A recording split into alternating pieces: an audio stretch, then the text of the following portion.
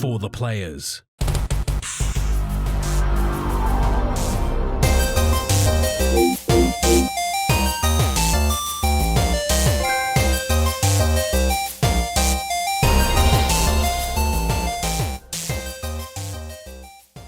I'm Ryan Betson. I'm Max Cooper. And this is For the Players, the PopCulturists PlayStation Podcast. With 40 years of playing PlayStation and 10 plus years games being by, I'd like to thank you for joining us in this PlayStation conversation.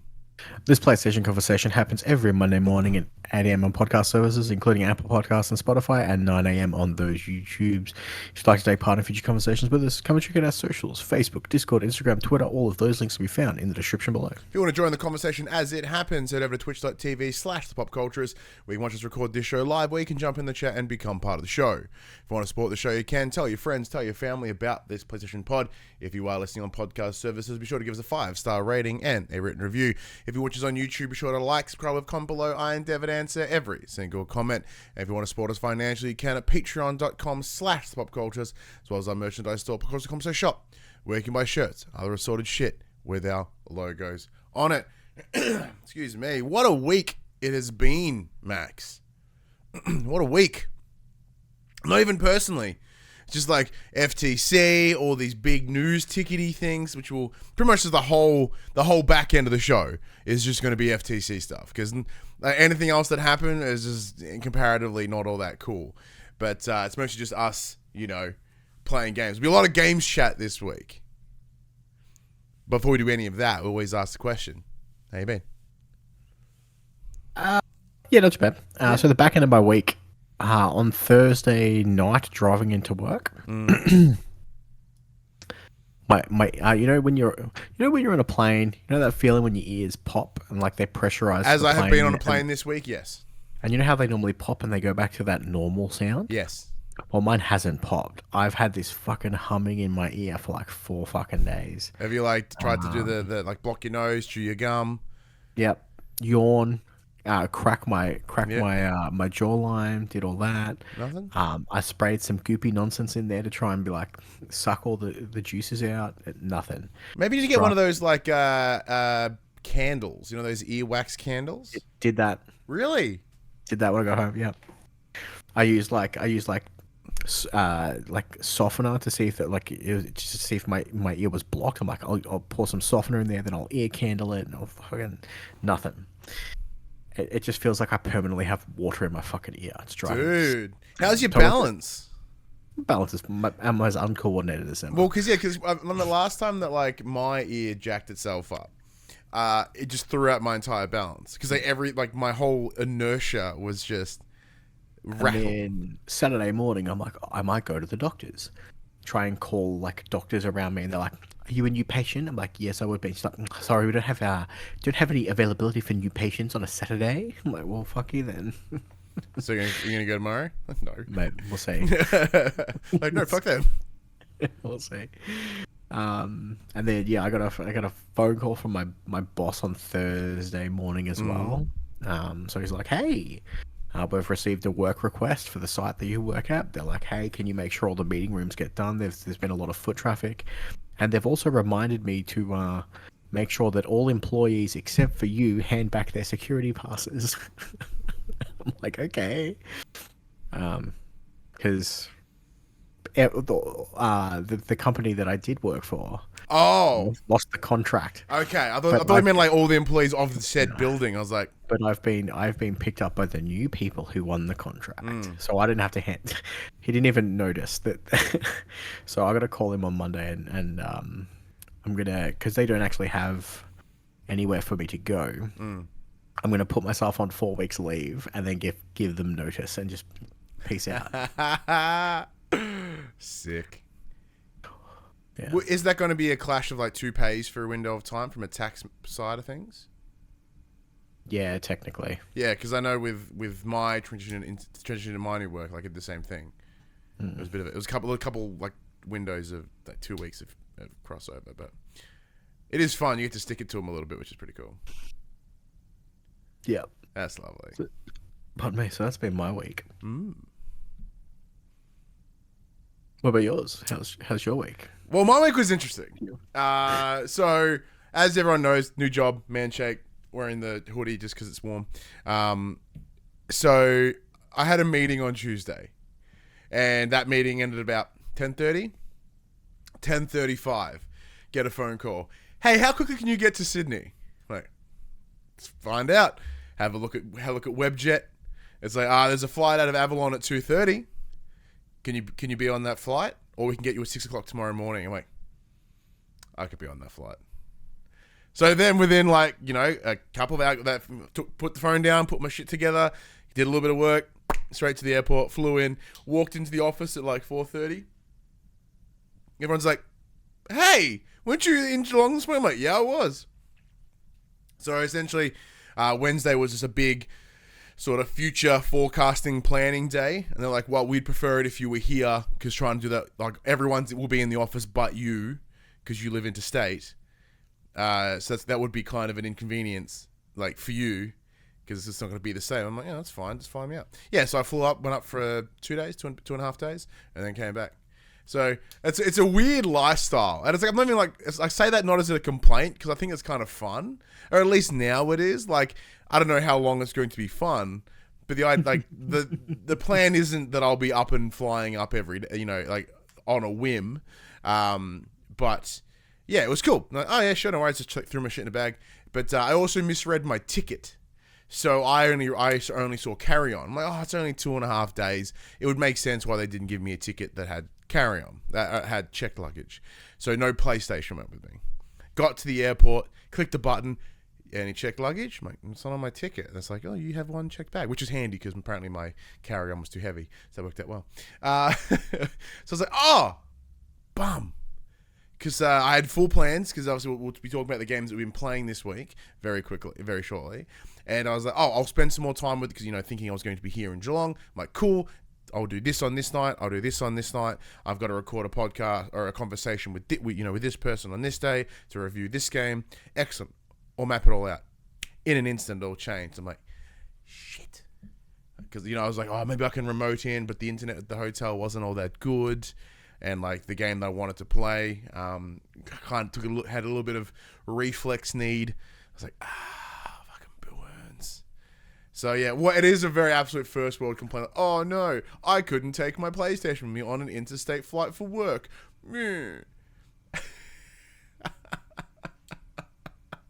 But the big question is, did you get your Tasteway tickets this week? Oh my God. Okay, that's the fun part, right? So there was literally in the meeting agenda on the day at 10 o'clock, or it was actually technically 10 to 10, there was like half an hour blocked off just for Taylor Swift tickets.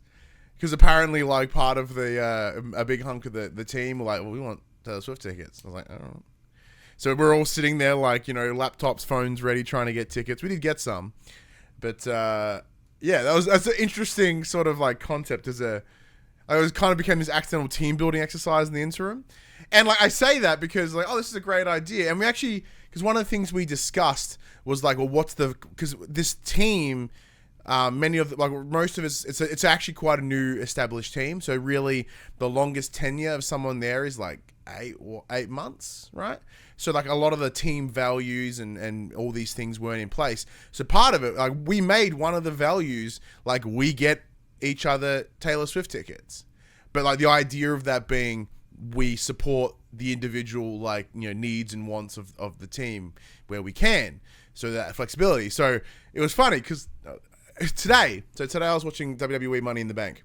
And there was a section where John Cena comes out into the ring, into the crowd in London, and was all like, hey, London, I'm here in the UK because we're having talks about bringing WrestleMania to the UK. I was like, well, fuck them. Fuck those fucks. I've been waiting 3 years to go to the show that I paid for in 2019. They ain't got canned, pricks. And then out comes Grayson Waller, an Australian wrestler, who comes out and go, hey man, UK's all well and good, but like, why don't you come to Australia? WrestleMania Australia, he said, and I fucking died. And I was like, oh, I might have to like take advantage of this. Because when that time comes, and it's like, hey, we got to buy WrestleMania tickets, I'm going to call on everyone in that office, be like, hey, we did it for Taylor Swift, your boy needs WrestleMania tickets. Because if WrestleMania comes to Australia, I first of all, A, will shit my pants. 2, I'll find any way to get involved that I can. And 3, I would 100% have to be there. Like, I missed out on Super Showdown in 2018 because that was the show that got me into wrestling, and I am not letting that happen again. Holy shit, not letting that happen again. Oh, damn. But yeah, so it's likely, you don't care about this, but it's likely going to be that one in Perth. So a couple of months ago, there was a news article, funny enough, that was like, Perth bids to get WrestleMania in Australia. I remember being like, WrestleMania is like, that's clearly got to be a misprint from like whoever's writing it, because there's no fucking way WrestleMania would come out of America. I think it's only done like once or twice, and even then it was Canada. So I'm like, did they just assume WrestleMania when it could have been like a pay-per-view? But no, it turns out, according to those reports, they might be bang on. I was all judgmental and be like, there is no way WrestleMania comes to Australia, Max. It turns out I may have been wrong. May have been wrong. Would you come to Perth with me to see WrestleMania? No, because it would be a ridiculous expense for something that I'm not super invested in. Yeah, that was the joke. I'll find a way. I got like my stepbrother and sister live over in Perth. Easy, done. Got somewhere to crash. I'll buy tickets. I'll fly over. Hey, shit! Like, I know people in the wrestling scene. Maybe I can make something cool happen. But like, probably not. But I'll try. I will coattail my fucking shit. It'll be fantastic. Punch Logan Paul. Oh yeah. What we got? Reverend Puck says Vince is cheap, but starting to see that cities are falling over themselves to get WrestleMania for the whole weekend. And Phoebe, my partner, she goes, "I'll go." Then of course you'll go. Well, if I'm going, she's probably going to come. But that's a very, very, very good point. Because like this weekend, Max, talk about wrestling, right? So I worked at a wrestling show yesterday, Saturday, APW over in Seaford, did live commentary. It was awesome. But at the same time, Impact, like a pretty big indie in the US, they did a two days worth of shows in Wagga Wagga, of all places, bumfuck nowhere in New South Wales.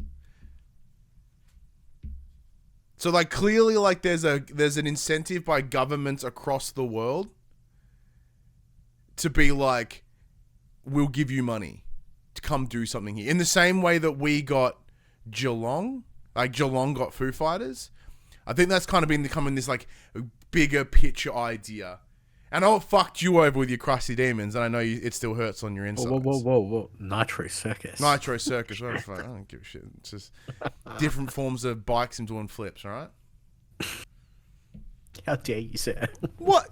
It's like you going, it's just fucking wrestling. It's the same concept. Is there a thing like that you would like explode over? In the same way that if they bring WrestleMania here, I will die. Is there something that would get you that like excited, aroused? I mean, probably not. Wow, that sucks for you.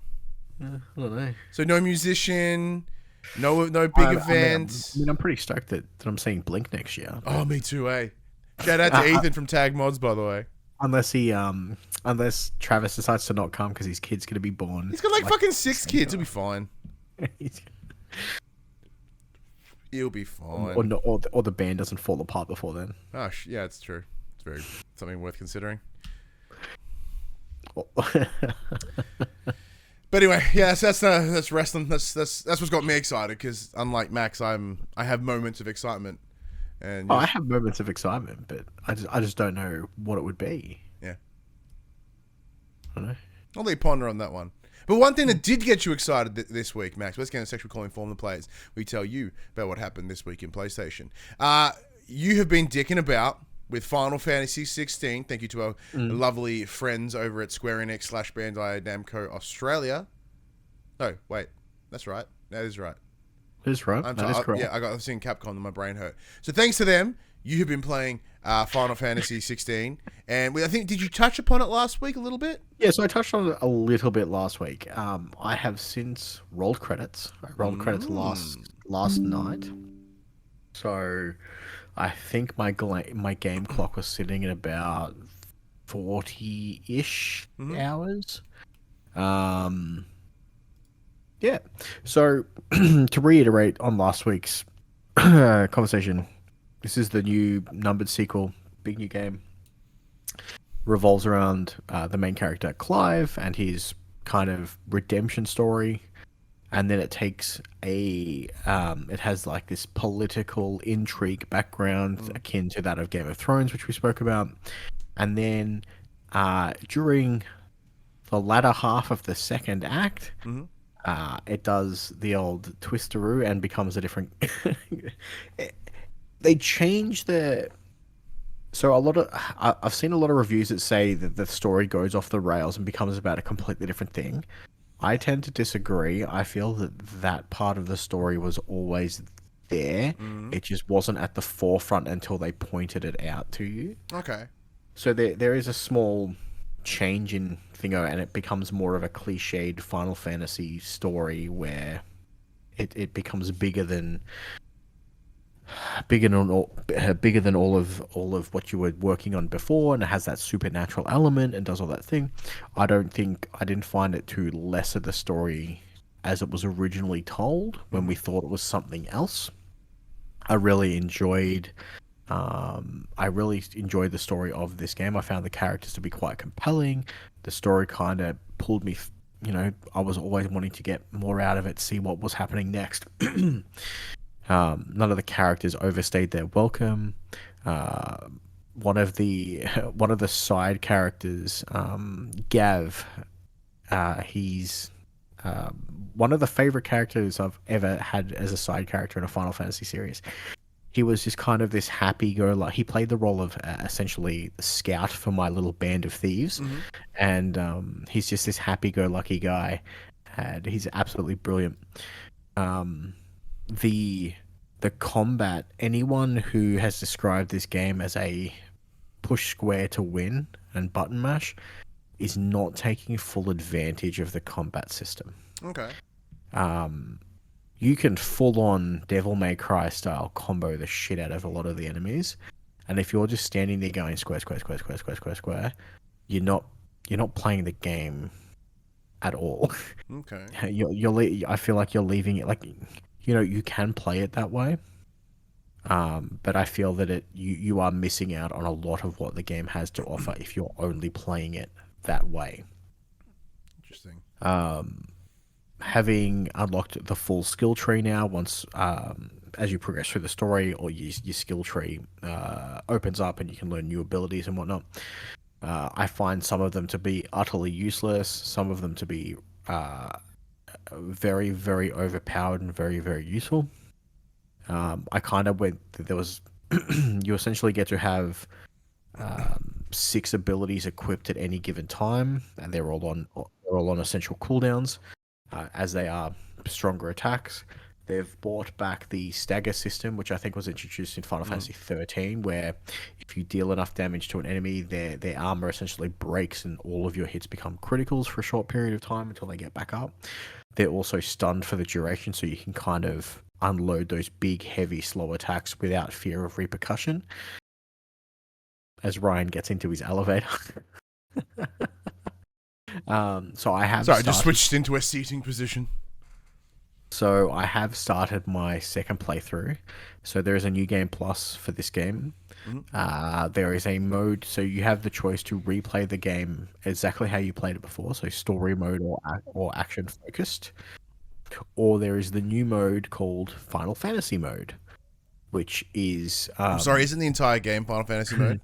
So they up the level cap from 50 to 100, and they randomize the enemies. Oh, okay. There's also sections of the game where in combat there will be essentially just trash mobs and one stronger guy who will have like a stagger meter. When you first play the game, during those fights, the trash mobs will leave you alone and kind of attack your companions as you're dealing with the heavy unit. In Final Fantasy mode, they will focus you. Okay.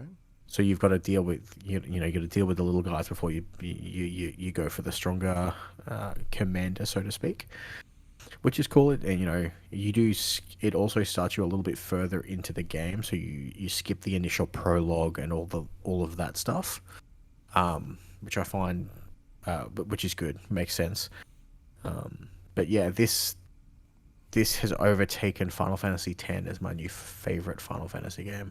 That was going to be my next question. So now that you've rolled the credits and seen everything it has to offer, really, it's interesting to see. Excuse me. It did hit that echelon for you.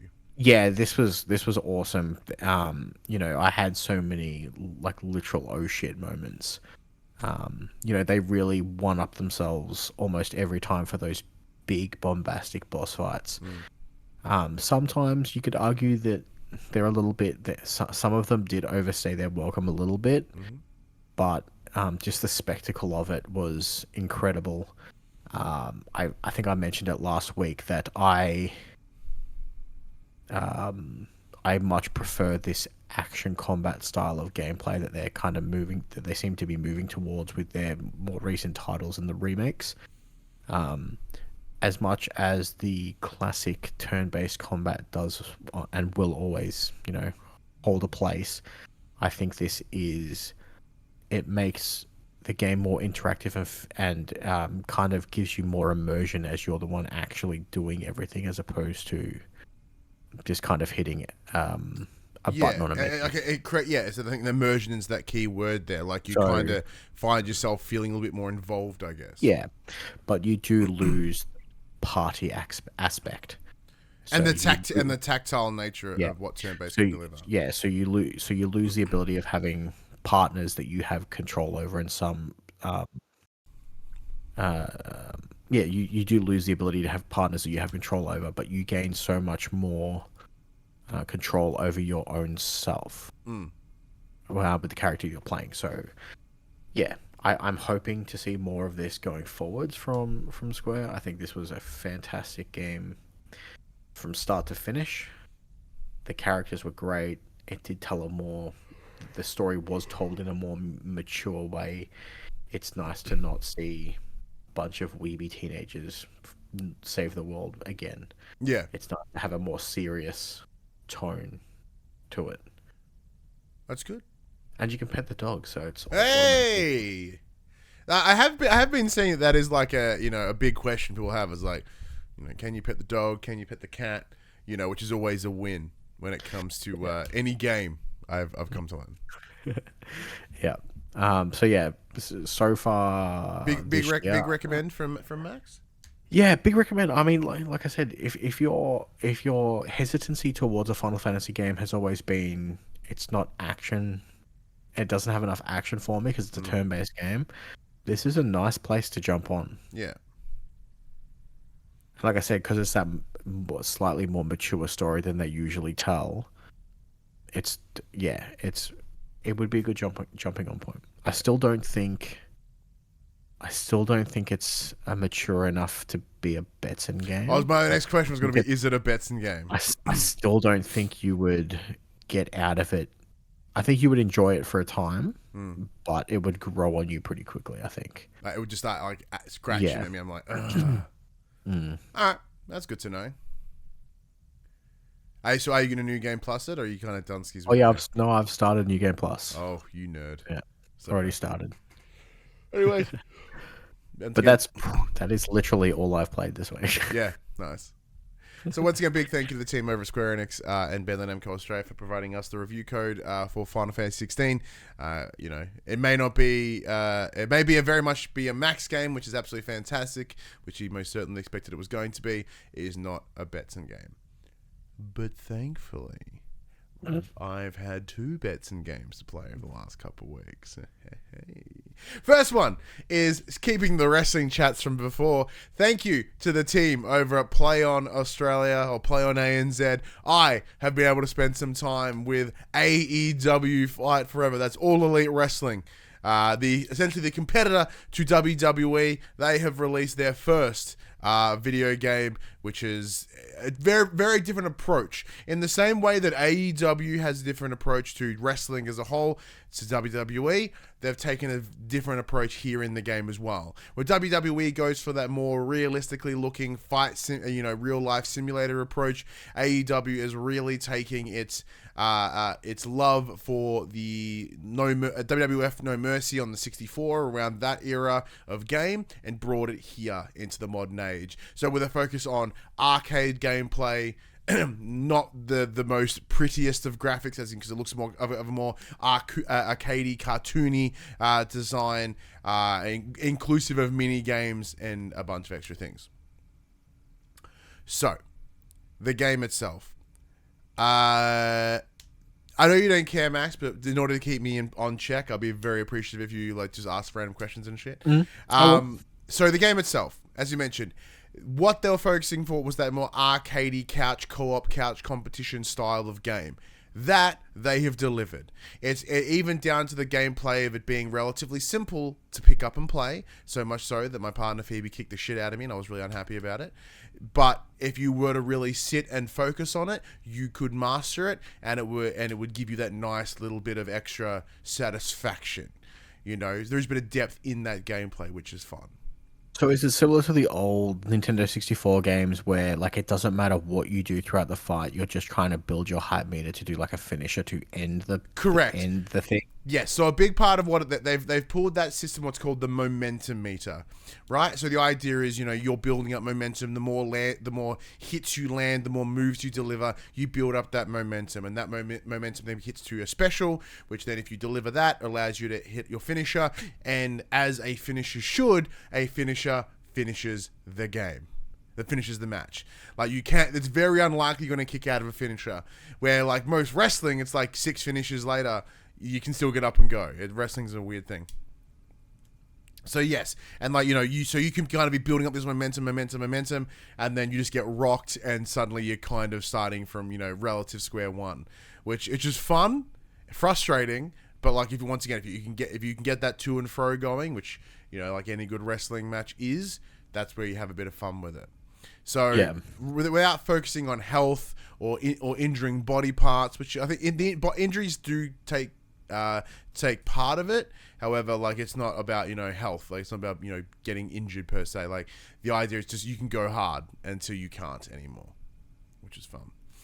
So in terms of the gameplay modes themselves, there is the campaign, which is called Road to Elite, which we'll touch upon in a second, and the others is just your more exhibition matches. So it doesn't have any of the additional modes that we get in the likes of WWE, whether it be your GM mode, your My Faction mode, My Rise, whichever the one that's kind of like your showcase mode. None of them really exist here.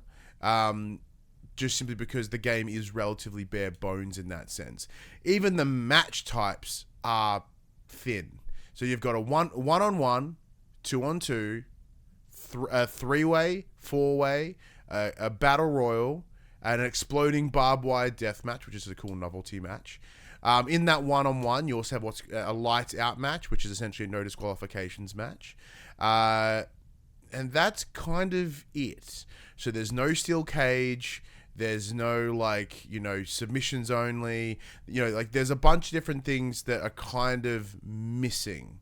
And for a game that's really been kind of in active development for 3-ish years. So for context, this is developed by a team called Ukes. Ukes were the guys that did they have made the WWE games for the longest time, from 2014, I think, or earlier, through until halfway through production of WWE 2K20. So the reason 2K20 was so garbage is because Ukes essentially went and left, and Visual Concepts, the team behind NBA 2K, had to pick up the slack and put it together. So with 2020 releasing in October of 2019, it's very likely, let's just say, benefit of the doubt, 2018. Was when Ukes left and possibly could have begun pre-production on what would become AEW Fight Forever. In that time, we have had a whole pandemic, so we know the effects of that market has its own problem, right? So what we're looking at here is a game that's not underdeveloped, but it's missing a lot of shit. Now, knowing that's the first go at it, you're like, oh, okay, there is some allowances that we can have for it not being done, but... But is it the first go at it? That's the thing. For AEW, yes. For Ukes, no.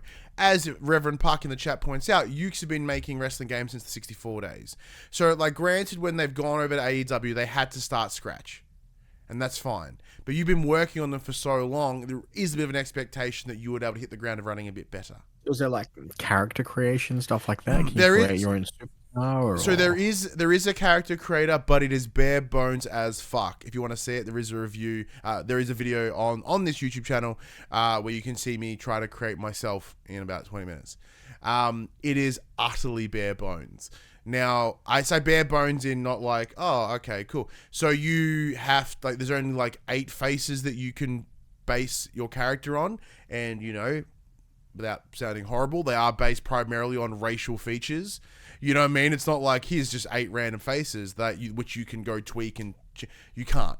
It's bone structure, facial features. That's it. Okay? Then you have, like... only a handful of up, you know, torso clothes. And weirdly, like 16 of them are fucking just camo shirts, but slight variants, which is weird. Like limited glasses, limited hairstyles, incredibly limited hairstyles.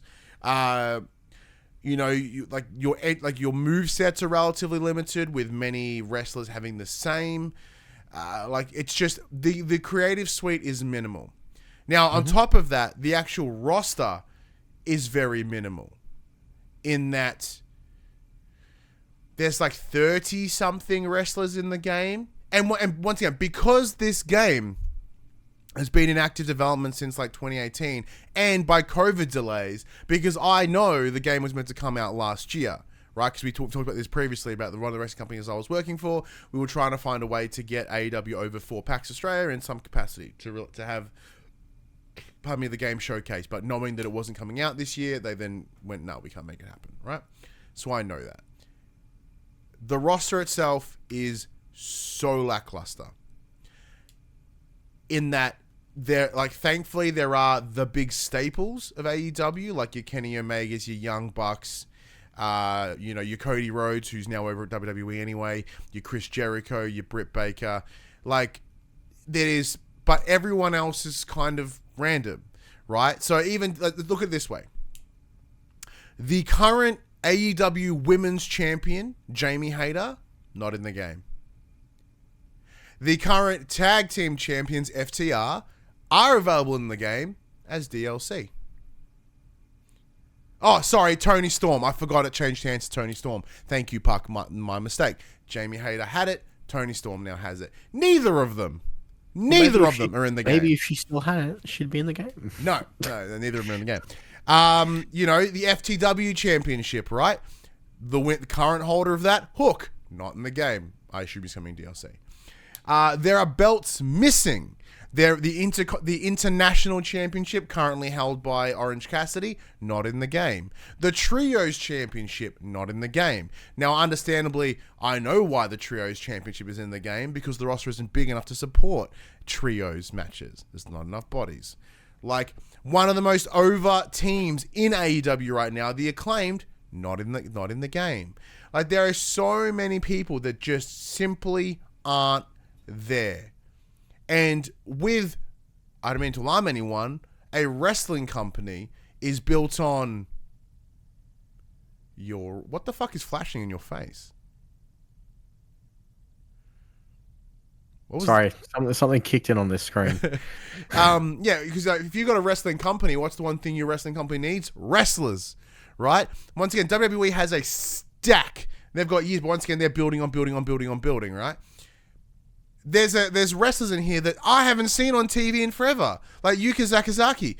When was the last time she was on AEW TV? I'm not asking you because you have no idea, but you know what I mean. Like it's interesting how some are there, sure. And even then the campaign, which is Road to the Elite, really only tells the story up to like 2020, so it's like already behind. It's super weird and super bizarre, and like I understand it's simply down to like, you know, developmental delays. But when you're releasing a game like this, it needs to be relevant. And it's hard because I remember in 2019, WWE released 2K20. Literally a month before release, they completely redesigned both the sets of Raw and SmackDown, which eliminated the relevancy of that game in a second. So like that level of support, very difficult. Now, right now, there is a season pass in plan for Fight Forever. It's half the price of the game, just so you know. And Like, there's no communications of whether they're working on a sequel or whether they'll just continue to support this in like a games as a service style fashion, which I think would be preferred. That's what I was about to say. So what you're telling me is wrestling games need to stop being annualized and just be a fucking live service title. Well, that's in general, yeah. And if they just like they just keep building on the game and adding more wrestlers, and yeah, it will probably blow out the file size in the same way that Destiny does. But if you're a wrestling fan, that's what you want. That's what you'd hope so. I think there's a bit of a difference between adding a few character models every once in a while to adding entirely new fucking worlds and storylines and game mechanics. Yeah, very true. But that allows them to also expand on the campaign, because the campaign itself is relatively short. Now, I haven't finished it because I haven't, a big hunk of the time that I wanted to spend on the game, I've not been able to. But I've gone through all the match types, etc. Just didn't dig too hard in the campaign. So, like, even then, the campaign's quite short, and it's about you, like, being involved in storylines, in story moments, etc. But, it's just kind of rough. What's in the chat? Okay, Reverend Puck confirmed Yuka wrestled in Ring of Honor in March. AEW YouTube shows in January, but a main AEW show was April 22. So it's been over a year, almost shy of a year and a half since she's been on AEW Dynamite. And even on top of that, right? AEW Collision came out a couple of weeks ago. AEW Collision's not in the game.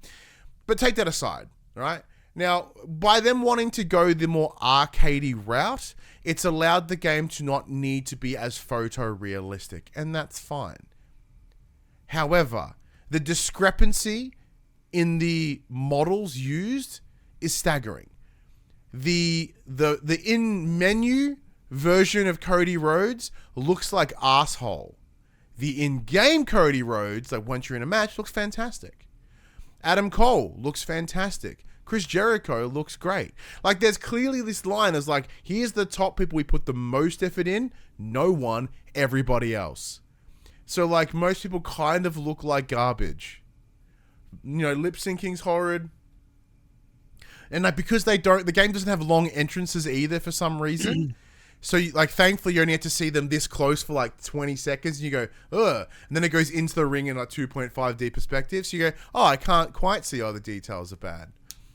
There's a limit, there's a limited amount of forgiveness I'm willing to give the game, knowing that it's the first, etc., etc. But my challenges that I have with it, the thoughts that I have, the issues that I have, aren't based on expectations of what else is out there. Like, I'm not comparing it to WWE because WWE has years of development in it. Like, they have a skeletal setup where a foundation where they can build on every year to expand it, make it bigger and better, right? Not, AEW are doing this for the first time. So if they do it in a live service, awesome. That was what I hoped. I think that's the expectation. But in a world where, games are coming out and every sentence is, it'll get good soon, I'm a little sick of saying that.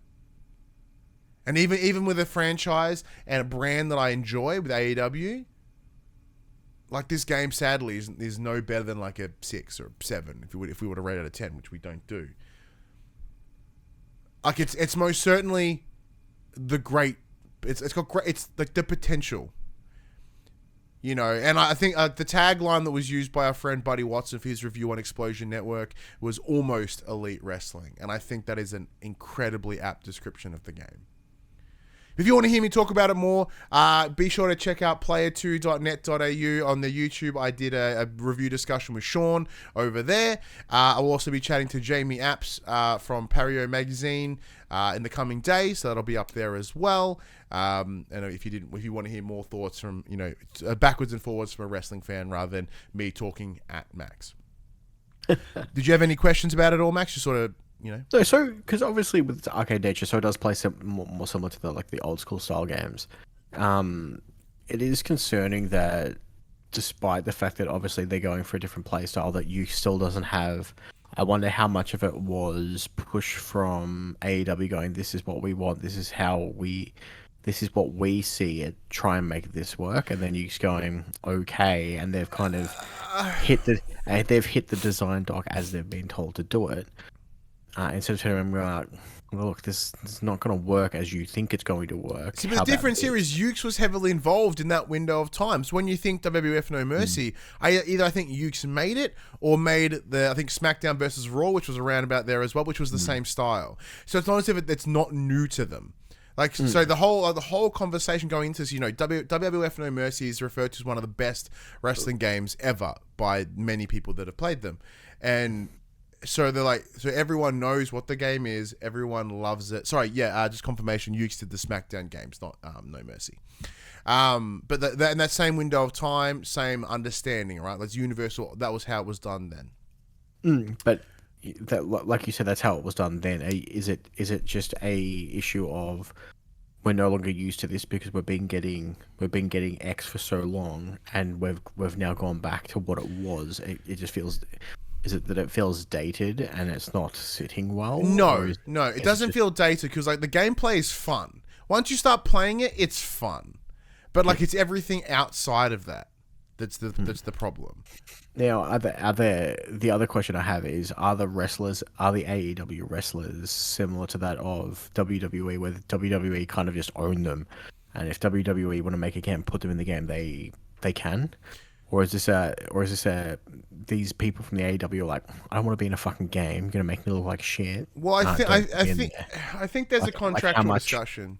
How much autonomy do they have over their own self to be excluded from that list? Like, is that something that has been like that we know of, or is it just like these guys got? Because it sounds like they've left out some pretty big name people. Pardon me. I think like, from what you've described, like there's clearly a reason why they're not in it when there's smaller people in it. That, you know what I mean? Yeah, I think it's a contractual discussion because even individuals in WWE have the ability to say no to them appearing in a game, depending on what their contract says. Like many NXT wrestlers have the option; they can say no if they want to.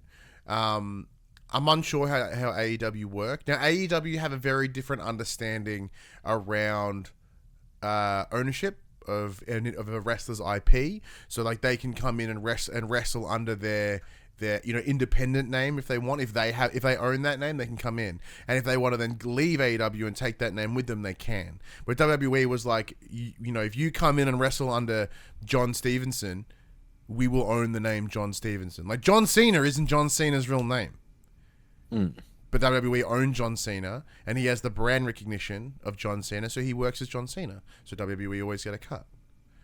It's the same thing as, it's a weird one, but there's a wrestler, Bryan Danielson, real name. When he was at WWE, his name was Daniel Bryan. So he couldn't go then wrestle as Daniel Bryan elsewhere. But weirdly enough, he's also not in this game. Bryan Danielson's rad. Why is he not in this game? Maybe he didn't want to be. Like maybe that is the reason why they're not there. It could be, but like as of right now, that's not being communicated. Right now, it looks like we didn't have enough development time to put. He's actually in the game. Oh, my bad. Oh no, he totally is. My bad. I'm fucking tired. It's been a long day. It's been a long week. It's been a long weekend. But the point still stands, right? Like, yeah, we at this moment in time, we don't know whether that is a contractual discussion or whether it's we just haven't developed it, right? Because Craig, a friend of the show, the Mel Show, highlighted. He goes, "Hey, I haven't actually had a patch update on AEW since the game came out. Like, there was one or two in pre-release. I'm like, that's interesting, because the game could use it. So it's like that. Is it also a bigger question? Like, where is that going with that? Right? It's a bunch of different little things like that. It's great potential that sadly, but it's only been out for what, like 4 days? Like, it's not. If it had a day one patch, it's not super surprising it hasn't been patched in the first 3 days if it's already received one. One thing I don't remember. This is just an observation, right? Like, now that it's in the hands of many people, more things will be known. Like, I'm not using that. Like, I'm not using that as a judgment call of like, well, that's a definitive concern. But like, it's once again, in the world of day one patches and a game that could certainly benefit from more patches, it is interesting. But yes, it has only been a couple of days, and that's fine. But as I said, like, it's I'm enjoying it. Like, I'm enjoying it nonetheless. and I will play it as much as I can. And all I've learned from this conversation is that Ryan wants Ukes to crunch more and get shit done. Yeah. Why not? Ryan Benton for crunch. For crunch in certain games. What else have you been playing? Yeah. But I just my final point. Look, I also reiterate. As I said, we were provided a code from Play on Australia, right? I then went and bought the season pass. I downloaded because I wanted the extra wrestlers, right? So I am like not just pooing on the game. Like I like it so much that I invested in it, right? Outside of the review code that we received. So I want it to be good. I want it to do well. The other game that I've been playing, which I've had for a little bit longer, is thanks to the lovely people over at Turn Left Distribution Australia, I have received a review code for Story of Seasons. Is it A Wonderful Life? Sorry, there's two PS2. It's a remake of one of the PS2 games, which is Harvest Moon: A Wonderful Life. But I always get that and Save the Homeland mixed up because they came out relatively near each other. So this is one of the first full-blown 3D Harvest Moon games back in the day, and then now that Story of Seasons have sort of taken, which were the original, we've discussed 1,000 times on the show, the original team that made the Harvest Moon games, now they're over here, they're essentially rebuilding their old IP to go, hey, this is ours again. Yeah. So there's a lot of differences in this one compared to, say, Friends of Mineral Town, which came out semi-recently, or Pioneers of Olive Town, which were more that 2.5D, like with Friends of Mineral Town being a remake of Harvest Moon Back to Nature on PlayStation 1, and Pioneers of Olive Town being a brand new one, but in the vein of that, there's a lot of similarities there, hence the 2.5D fixed cameras, etc. Where this is a sort of a 3D, relatively open world in that you can go kind of wherever you want, etc. There's a number of things it does differently. One of them is how it uses time. So one of the things that, obviously when a farming game, time is one of the most important things because everything's about days and how, so you can X amount of days in a season, how many plants can you grow, etc. Normally the seasons take around 30 days, but the time moves quicker on each day. In this game, you have, I think it's like 10 days, 15 days, and they're less. So the days are longer. So you can get more stuff done in your day, but you have less days to do it in. So it's that risk reward, that balance kind of shifted in the other way. So in that same breath, like the weather can change throughout the day. It can start sunny and end of the day raining. Where previously it's like it's sunny all day, it's rainy all day, right? And because you do still have your stamina meter, your energy meter, which allows you I need to eat, I need to sleep, I need to do this, and that's what builds those things to allow you to have a more productive day in the game. So a longer day allows you to, get all your farming done early, or you're tending to your animals early. You head off to the mines, a little bit over there, and then allows you to socialize in the day more. So because the way I like to play these farming games is I focus more heavily on the farming side of things, not so much on the social, because I don't really give a shit about talk to everyone in the town and make friends. I don't care. So your farmer wants a farm, not farmer wants a wife. Yeah, I'm farmer doesn't want a wife. No, farmer wants a good farm, right? So that's how I play the game. So now I'm like, oh man, I got so much extra time in my day. What am I gonna fucking do with it? I suppose I should go be social or whatever. That's fine. I am enjoying it. When I first played, because I do have A Wonderful Life, it's in one of the boxes over there with all my PS2 games, and I didn't really enjoy it at the time, because back then, with it being the first 3D farming game of its kind in the Harvest Moon franchise, and my utter love for Harvest Moon Back to Nature, I'm like, it runs like crap. You went full boom. You're like, they changed it. It did. I did. I was fucking like 12, and I went, this is dumb. Like, because it had tank controls, for one, from memory. Gross. Yep. Gross. Because it was on a PS2, its render distance was garbage. It had all this open space with nothing in it because they couldn't populate it. Otherwise, it would obliterate the 42 kilobits of RAM the PS2 had or whatever. So it wasn't that good. It was pretty rough on PS2. Thankfully, loading times is better, frame rates are better. Everything about this is just brilliant, right? Really, really enjoying it. Still early days. I've got cows, got my chickens, got my sheeps. I'm growing a bunch of, melons and onions and strawberries and tomatoes. There's good times. There's a couple people in the town that are cool. One of the first things you got to do in these games is like scout out your love interest. So you can be like, how you doing? You want to come hang on my farm? But normally I just don't give a poo, but because I have nothing but time, I'm like, I guess I got to find someone, I suppose. But I'm pretty sure you can just smooch on whoever you want, because in the same vein of Friends of Mineraltown and Friends of Mineraltown and Pioneers of Olive Town, you can pretty much just you can pick your pronouns, you can pick how you're identified, which is brilliant, and then you can also just mac on whoever you like. Like there's a select pool of characters. So you could be like, I'm going to try Mac on that dude. I'm going to try Mac on that chick over there too. Why not? And then regardless of what your gender is in the game, you're like, yeah. And in the game, no one gives a flying fuck. It's brilliant. Cool little detail. You're like, yeah, like whatever you want to do. But yeah, that's pretty much the two things I've been playing. Oh, no, I lie. Today, I started and finished the campaign of Ninja Turtles Shredder's Revenge with my son online. We did all 16 levels in one go. It was rad. It was awesome. Yeah, the game's great when it's not trying to fucking suck your quarters in an arcade machine. Oh, yeah, the second you're not having to, just pummel it with 20-cent pieces. Game's sick. We had a lot of fun. My son really got a kick out of it. He kept hogging the pizzas and health though. Little bastard. I think that was it. Give me a quick check of my appage, because my app is always way. So you haven't touched anything else out of Final Fantasies? Just fun. I mean, I've played a few rounds of DMZ, but nothing really worth talking about. I played some more Rogue Legacy 2. Game's still dope. But my thoughts about it from last week are still pretty much the same. Yeah. Anyway, I can feel my eyes getting super fucking heavy. Like, I'm really tired. All right, let's get to the section we call Inform and Plays. We tell you about what happened this week in PlayStation.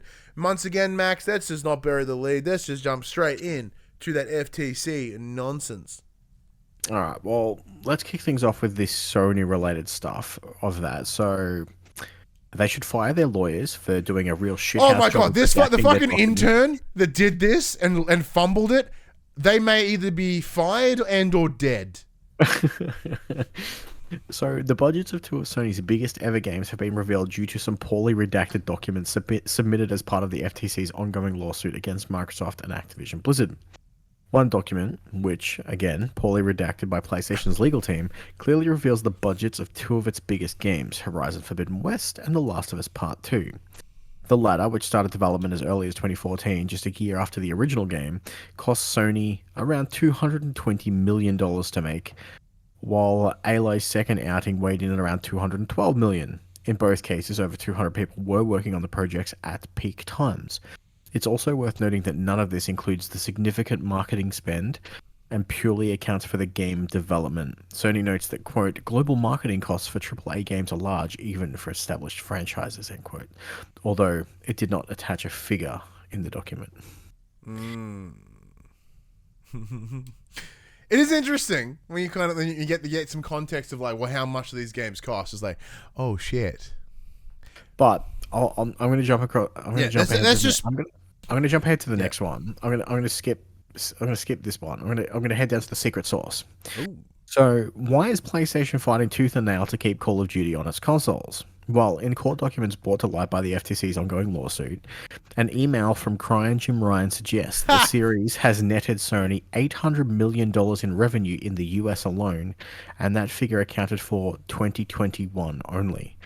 So the number's likely to have fluctuated in recent years, but clearly they're talking about a significant chunk of change, enough to fund their two most expensive games ever developed. Sony's routinely argued that it's impossible to create a rival to the juggernaut first-person shooter series, given the scale of the brand and its overall popularity. With the kind of numbers being made public here, it's kind of hard to disagree with their opinion. Yeah. So I'll let you go. Yeah, you go. Yeah, so my understanding is it's a 30-70 revenue split with Activision for Call of Duty. If PlayStation are making $800 million in a year, how much are fucking Activision making? Yeah. So I was listening to Sacred Symbols, great PlayStation podcast, by the way. If you're ever curious, it is literally the best in the world. And they were discussing like what the finances of this all mean, and like it's kind of insane. As you said, the 70-30 split, right? Like, and you think how much like a Call of Duty is worth, and like we think about like Fortnite's. Like what's the amount of money the Fortnite makes? What's the amount of money the Battlefield makes? You know, like and like Apex Legends. Like you look at all the big shooters that are out right now, and like none of them. Like I think it's Fortnite and Call of Duty are the ones that make the most money in the world. So it's like when you have this data in front of you, because right now where we sit as general consumers, like all we see is the Metacritic score. All we see is the general opinion. Like not the numbers. And like that information is a bit one-sided in that it doesn't show the whole picture. Like, and once again, and the echo chamber that we are in, because we majority of our friends are in the gaming space, whether it be media, whichever. A lot of us don't think too highly on Call of Duty as a franchise because we don't play it, because we play other things. But as part of the data that came out of this, there is like a strong percentage where people either play Call of Duty alone. Like there is some data that just people play only Call of Duty. And there's some data people say people only play Call of Duty and like 1 or 2 other titles a year. Like, so it's huge. Like that's not us. Well, you play a lot of it, but you play other things too. You know what I mean? Like they may not review well or whatever, but there is money. There are people, like, we are not your average consumer. There are people that just live and breathe Call of Duty. They play your microtransactions. They get all up in there. They buy the skins, right? There is so much potential money in this franchise. It's ridiculous. Yeah. Ridiculous. But even then, we look over at the idea of, this is what a Last of Us costs. This is what a Horizon costs. And this brings up another discussion, right? So talk about... Sorry, just before we get too off track, I want to point out that it also came out that the revenue split between Activision and Microsoft is currently bigger. It's 80-20. Than what it is between Sony and Activision. Yeah. Bobby Kotick apparently just went, if you want it on your console, we want more money. Yeah, and there's a reason for that, right? And the reason being is, well, my next point was about Game Pass, right? The reason they've asked for the 80-20 split is because no one buys fucking games on Xbox. So you need to give us more money to incentivize us to put it on your platform. Because Xbox has made a business model that is, you have Game Pass. You don't need to buy games. Right? So if you think about that, right, the idea that Microsoft as a studio has to incentivize companies to go onto Game Pass, right? They're like, we're going to have to pay you X amount of money to essentially pay you out on the copies that you could have sold, right? Yeah. So if you're a small independent game, it's brilliant because it gives you a bunch of security. They're like, well, we actually don't know how many copies we would sell. Like, let's just say we thought we were going to sell about 5,000, 10,000 copies. And Microsoft come in and say that they would give us $15,000 worth of money of equivalent copies, right? Yeah. So cool, then I'll secure it for Game Pass. But if you look at these big scale AAA games, your likes of your likes of your Horizon, your likes of your Last of Us, let's just say they give them half of their budget. That is a ridiculous amount of money that Microsoft would have to invest in any big ass budget AAA first party or third party game. Let's just say second or third party exclusive to have them come over to Game Pass. There is no way that your $15 a fucking month could cover just that game alone, let alone every other one that's in there. It's MGB in the chat goes, if you're a AAA, it's more of a marketing thing. That money is excluding marketing. That is just developmental costs, apparently. Right? So that's a big difference. Then on top of that, Now, I'm not going to sit here and shit on Game Pass. We as consumers, we as your average player, Game Pass fucking rocks in the short term. Right now, it's rad. Medium and long term, it's fucked. But you've got Jim Ryan went on the record saying your Game Pass is hot garbage, right? Bobby Kotick, he's about to sell this company to another one that owns Game Pass. You know, game services are kind of shit. It's not good. It's not fiscally viable, and they're still doubling down on it. There was comment in the documentation. There was the communication in like 2020 where they were like, "Should we keep doing this?" Yeah, but Bobby doesn't want to go on a He's under oath. But yeah, no, he's under oath. So we have to assume that the individuals in this FTC are telling the truth, whether it be what they truly think or what the data shows. Now, if it was just an interview and they went, "Oh yeah, it's fantastic," you can't. You have to have that grain of salt. But under oath, they could go to prison if they fucking lie. So if they're like, if he has to say, "What do you think the financial viability of Game Pass is?" and he goes, "I think it's fine," and it turns out there's communications or whatever that says different, he's fucked. So that's the advantage of what this has. Now, I'm not saying that in terms of a console war of Xbox versus PlayStation, because the FTC side of this, hot garbage also. Like I was just going to point out the fact that he was always going to say that, like, not that it's not true, that it's not, like, you know, monetarily viable to run, but he ain't gonna make his KPI bonuses if all his games are going to Game Pass and he's not actually making sales. Well, he's like, if he doesn't make this sale, he loses a stack of coin. So like in that same, so why would you want to go on the stand and say anything remotely disparaging about the deal you're just about to make? I don't think he's going to lose I don't think he would lose a stack of coins. If this deal doesn't go through, Activision Blizzard still get paid. Yeah, they get $4 billion compared to fucking 69. Yeah, but then he also still gets to, one, stay in control of that company. Two, he's still making money hand over fist year on year anyway. Yeah. Like, it is fascinating, right?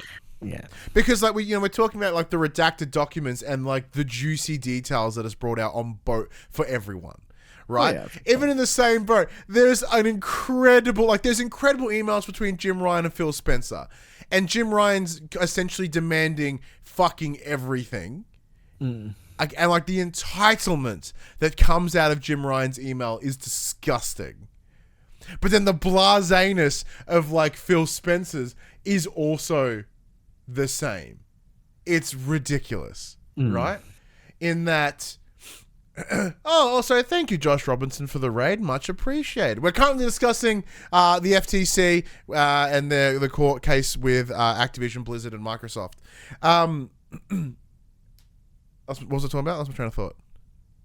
Entitlement from Jim Ryan. Oh yeah, and then in that same breath, we get email. Like you can see emails from Pete Hines, who's essentially the marketing and communications director for ZeniMax and Bethesda, going, "Hey, I've just heard about this Activision planned purchase, and there's discussions around things not having to be exclusive.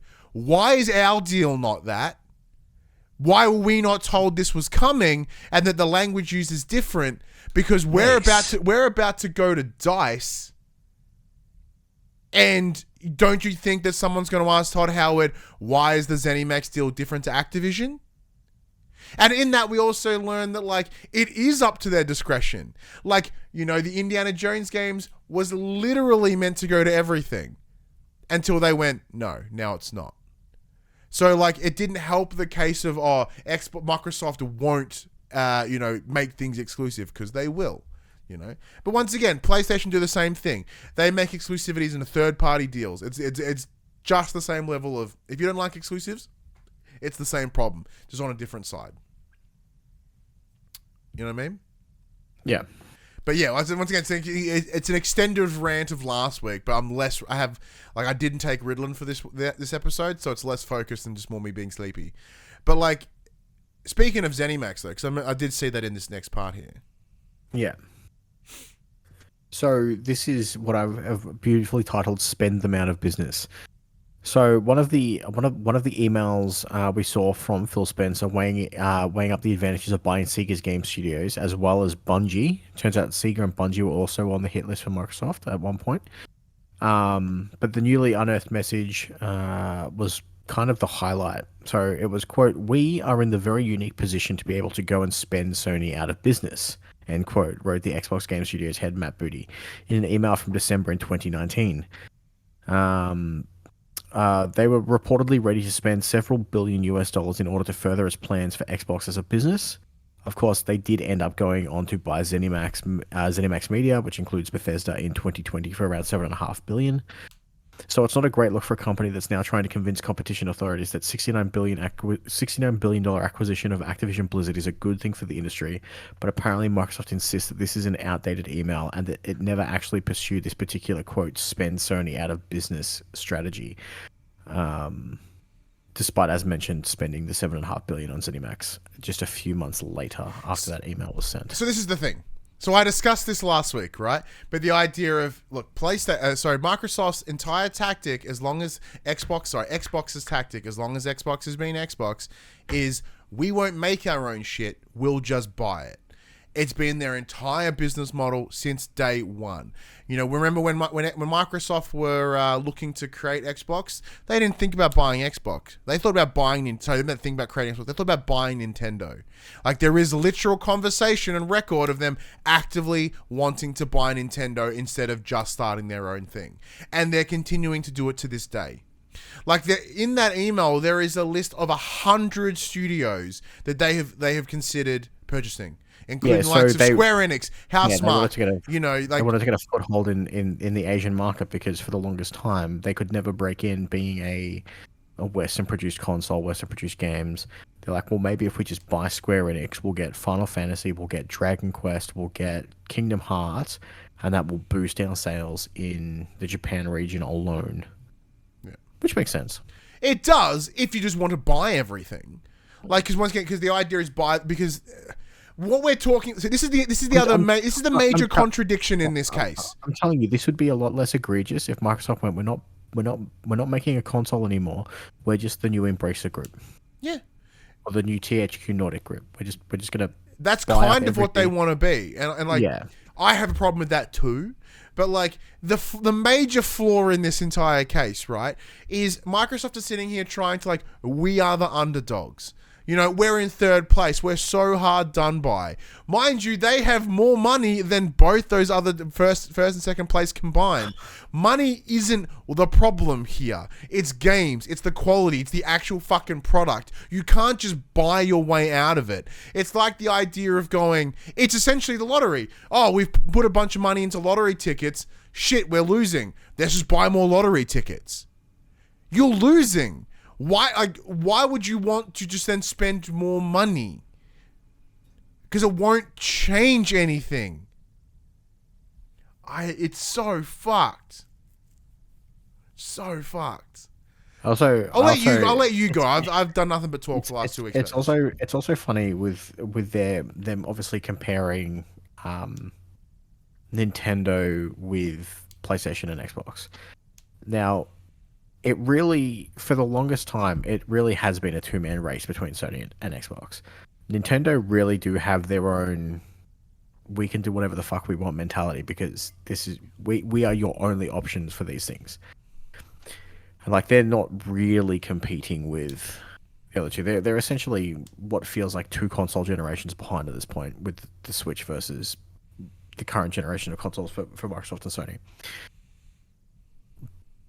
But that doesn't matter to them because they're like, it's the same, you know, having that first party owned IP. They're like, you have no choice but to do this. It's the same as, like, you know, in those years where, what was it? Horizon Zero Dawn came out and they're like, Zelda. And they just fucking swept it with Zelda. This year, fucking Spider-Man 2's coming out and they're like, you know what, fucking Elephant Mario, suck a dick, Spider-Man. Like, they don't care because they're not really competing with those people. They don't even share their ball with anyone else. Like, half the time, a lot of these big games aren't coming to Switch because there was one of the interviews, one of the one of the things that came out of the FTC hearing was like, we promised fucking parity for consoles for Call of Duty. The fucking Switch can't play this. It just can't happen. So a lot of those 10-year deals that they're saying we're going to bring everything to everything is already kind of bullshit because they can't. Yep. Like, now, mind you, in that same breadth, right? Like there is a number of articles, there's a number of documents that are available now that show that Sony went, oh, we know that it's not an exclusivity game. Like their entire argument has been like, oh, they're going to make all their games exclusive. But like there's so many documents that said that Microsoft had no intention of making Call of Duty exclusive. I mean, it's not. But there's also Jim Ryan. There's also comments Jim Ryan going, yeah, I knew that. Like his emails were like, I'm very aware. Like I had a conversation with Bobby, I had a conversation with Pete. Like I can tell their intentions are to not make exclusive. So then why has every piece of communication since then to the public been it's an exclusive thing? Like it tells you they're just as full of shit. Like we're sitting here burying Microsoft and what they've done here, and like the FTC have been hot garbage too. But PlayStation aren't in any better position. Like they have been as equally gross. Yeah. Look, I said I haven't jumped. Apparently, like there should be some resolution of it in this coming week. At least whether it'll be. They're saying the ruling won't happen till at least Wednesday. Yeah. But the deal has to go through by the end of July. Or the $4 billion he does, yeah. Yeah, but the secondary hearing's not due to kick off until the 3rd of August, which is after the cutoff date. Funsies. So, but if the judge rules against the injunction here, the acquisition can go through regardless of that second. It's my understanding. Now, I could be wrong. Yeah, that's kind of what I heard too, yeah. But my understanding is that if they don't win it here, they can go ahead and neither you nor I are lawyers, so we're not smart enough to understand all the nuances here. We can only just interpret it from this side. And might I add, people on Twitter that are like, oh man, the FTC's fucking decimating Microsoft, or oh man, Microsoft's making the FTC look like boners. You ain't helping. Shut the fuck up. I mean, to be fair, if you look at the court documents, it looks like the FTC have never played a fucking video game in their life and have no idea what the fuck they're talking about. It is embarrassing. Embarrassing. Like, I understand that it's very unlikely that they'd have someone that would know all the ins and outs of gaming, but like, didn't they consult anyone? Could they have someone like... They did consult someone. They consulted Jim Ryan. Yeah, which he himself does not play games. He doesn't hold controllers correctly. You see him in any picture? Yeah. You know what I mean? Like, just have someone that understands. He's like, I'm playing the new PlayStation IP and he's holding a fucking Switch Joy-Con. Yeah. It's ridiculous. It's absolutely ridiculous. But look, so aside of that, let us know what you think, comments below, etc. All that thing. It's been a hot mess. But here are 3 games that are coming to the PlayStation Essentials this month. First off is Call of Duty Black Ops Cold War, coming to PS5 and PS4. Alan Wake Remastered, coming to PS5, PS4, which is nice, ahead of 2 in October. And Endling Extinction is Forever, PS5, PS4. And before you get started, anyone, oh man, Call of Duty is on PS Plus. That means the deal is going ahead. No, this deal would have been made fucking months ago. It's a 4-year-old game. Yeah, Cold War's 3 years old. Yeah, like shut the fuck up. Quick biddies. Baldur's Gate 3 has been delayed by a week on PlayStation 5 to September 6th. Wait, didn't it get brought forward? On PC only. Only on PC. Apparently, and of course, and mute in the chat. Clive is still a funny name. That is very true. I did see that before, and I did chuckle when talking about Final Fantasy 16. Clive, the least fucking Final Fantasy name I've ever heard in my life. Apparently, they're like this fucking close to getting it to 60 frames, so they're delaying it by a week. Oh, okay. Layoffs at BioWare as they shift renewed focus to Mass Effect and Dragon Age. Apparently, they fucked off development of the Star Wars game to some other studio, and they're like, we're just going to do Mass Effect and Dragon Age. The 2 games were ruined in recent history. Yeah, well, let's put all our shitty focus on these 2. Speaking of people who have ruined things, Daedalic Entertainment has decided to focus on publishing after they fucked up Golem. Yep, good call. Good call. Yep. Good call. And Assassin's Creed 4 Black Flag is apparently getting remade. Speaking of remakes, though, I don't know why you didn't put it in here. Red Dead Redemption got rated in Korea I think it was the good career, not the naughty career, for PS5. So, and then it was also backed up by like, you know, somewhat confirmed speculative discussions. I think I also saw something about Bloobers said they're finally done with psychological horror and doing like mainstream exciting horror these days. But they're working on a Silent Hill game right now. Yeah. Fuck. Yeah. See if I can All right. I don't know why Black Flag needs a fucking remake. Silent Hill 2 remake developer Bloober team is giving up on psychological horror for a more mass market style. Is mass market horror like fucking Five Nights at Freddy's or something? Because that's gross. Because that's what mass market horror is these days. I'm sorry, it's fucking mass market horror. This was reported by Engadget. So. But yeah, Assassin's Creed 4. Okay, why? Because isn't the thing that was good about Assassin's Creed 4 the boat combat, which they brought into like Origin or whatever? Yeah. Why? None of the other Assassin's Creeds are getting remakes. Isn't it pretty much well known that like the Ezio collection is? Was it? Sorry.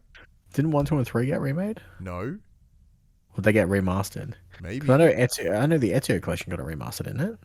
It got a port. Together and like fucking... Yeah, it got a port, not a remaster. Yeah, there you go. Reverend Park 1, 2, and 3 all have remasters. Remasters. Yeah, remasters are different to remakes. Yeah. Like they just up-res them and bought them to your PS4 or whatever. That's different. Black Flag was good. I liked Black Flag.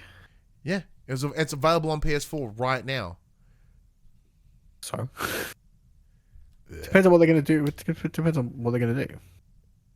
There's already like 17 fucking Assassin's Creed games in development now. We don't need no. Remember that time? Remember that really cool window of time where Ubisoft were like, look, we're going to take some time. We're going to take a year break between Assassin's Creeds. Yeah, they did it once, and then it's old gangbusters. They're like, we can do this every year. Because they're dumb. Fucking morons. Just, ugh. God damn it. All right, here's the games that are coming out this week. Synapse, PS5, PS4, July 4th. Cry Machina, it's in capitals. PS5, 4, July 6th. Guilt, GYLT, PS5, PS4, also in capitals. July 6th, and Trails into Reverie, PS5, PS4. Reverie is that cool little game out of New Zealand. I didn't play it, but I heard good things. Same studio that was behind Trigger Witch, which our good friend John O'Peck wrote, so that was funsies. It's a totally different game. Is it? Yeah, this is one of the spin-offs for Trials of Cold Steel. Lame! Super weird. Because I saw there's a new like a Reverie game in my fucking upcoming on the PlayStation. Super weeb turn-based combat. Gross. Very different game, dude. That is the exact opposite. I don't want fucking that. I want Reverie. God damn it, Max. You and your goddamn weeby ass games ruining everything. Everything. Anyway, let us know what you think of fucking all the things we discussed today. I'm so keen for bed. I hit a wall real hard. Real hard. I think I'm going to work in about 3 hours, but I don't know. I have a feeling when you get there, I'm not going to have anything to do. Why? Because all my new equipment. So in theory, my old employer, because they lost the contract, they will come in and take all their equipment out and be like, leave it bare bones. And my new equipment from the new employer isn't actually going to get there until 11 o'clock tomorrow morning. So I'm going to rock up tonight and be like, I can't fucking do anything. And I'm just going to come home if that's the case. And sleep. Yeah. And then go in at 11 o'clock tomorrow morning to help them set up. That's fair. That's fair. It's a good deal. That's actually fucking fun. That's kind of exciting. Keep me in the loop. I'll be asleep, but I'm on progress.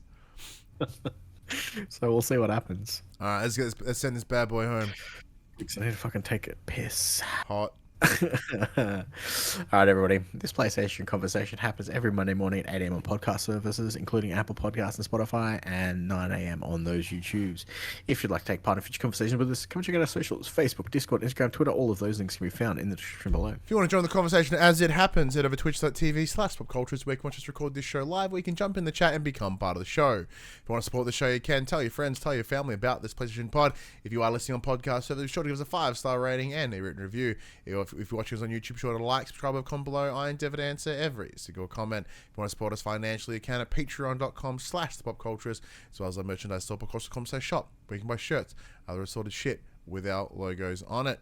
But until next week, I'm Ryan Betson. I'm Max Cooper. And that was for the players. Actually, you made a comment earlier about Elon Musk and blocking Tweetos. Did you see Power Wash Simulator tweeted out something as well, saying that new users can only clean 6,000 objects? And I was like, I saw a Skyrim one as well. Someone mocked a Skyrim thing. You can only do 6,000 steps if you're unverified.